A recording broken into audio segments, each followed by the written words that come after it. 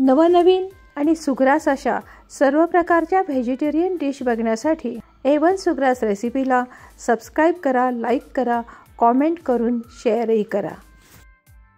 मखाण्यामुळे आपल्याला भरपूर पौष्टिक असे गुणधर्म शरीराला मिळतात आणि अशी पौष्टिक खीर आपल्याला उपासाला जर खायला मिळाली तर खूपच छान, नाही का?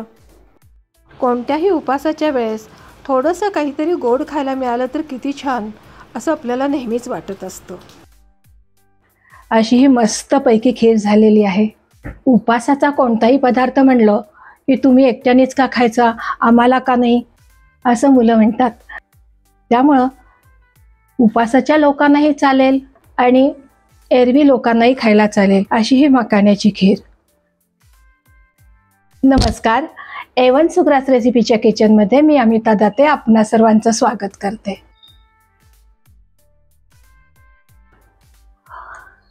वास तर मस्त येतोय ना। अशी अगदी सुगंधी सुवासाची मखाणा खीर। आता आपण ही मखाणा खीर कशी करायची ते बघूयात। सर्वप्रथम हा थोडा मखाणा गरम करून घेते। मंद गॅसवरती अगदी 4 ते 5 मिनिटात हा मखाणा चांगला कुरकुरीत होतो। असा एखादा मखाणा घेऊन तो कुरकुरीत झालाय का बघायचं आणि मग आपण मखाणा भाजण्याचं बंद करायचं। अजून मला वाटतं एखादा मिनिटभर हा मखाणा भाजून घ्यावा लागेल। हे बघा, हा मखाणा आता छान कुरकुरीत भाजून झालेला आहे। आता आपण हा मखाणा जरा गार करायला ठेवूयात आणि मग आपण मिक्सरमधून त्याची थोडीशी जाडीबरडी पूड करून घेऊयात। या खिरीसाठी प्रथम एका पातेल्यामध्ये थोडंसं पाणी घालून घेत आहोत आणि त्यामध्ये दूध तापवून घेत आहोत।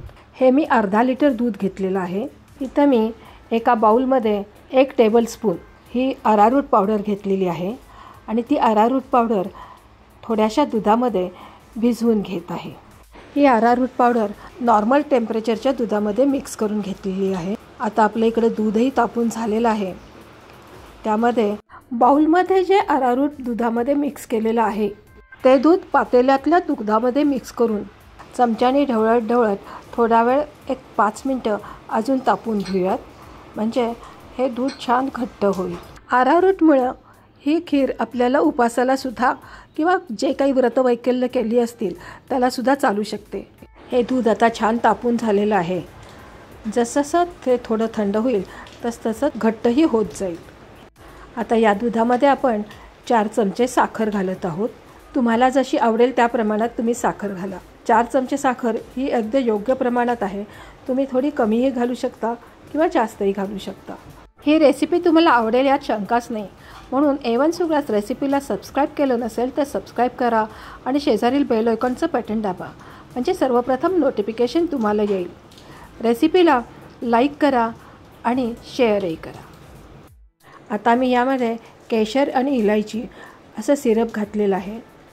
तुम्ही जर नुसतं केशर घालणार असाल तर विलायची पूड करून यामध्ये घालू शकता। हे सिरप केशर आणि विलायची दोन्ही मिक्स असल्यामुळं मी फक्त इथं सिरपच वापरलेलं आहे। आता आपण यामध्ये मिक्सरमधून जाडीभरडी अशी मखाणा पावडर करून घेतलेली आहे ती मिक्स करत आहोत।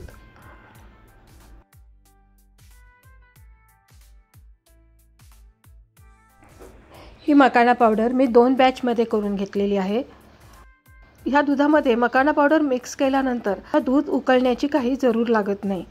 ही मखाण्याची पावडर नुसती ह्या दुधामध्ये मिक्स केली ना की झाली आपली मखाणा खीर। किती सोपी आहे ना। आता फक्त त्यामध्ये ड्रायफ्रूट्स घालायचे, हवे असलेच घाला नाहीतर नका घालू। ही खीर तुम्ही थंड करून खा किंवा अशी गरम गरम खा, दोन्ही प्रकारची खीर ही छानच लागते। अशी ही मस्तपैकी खीर झालेली आहे।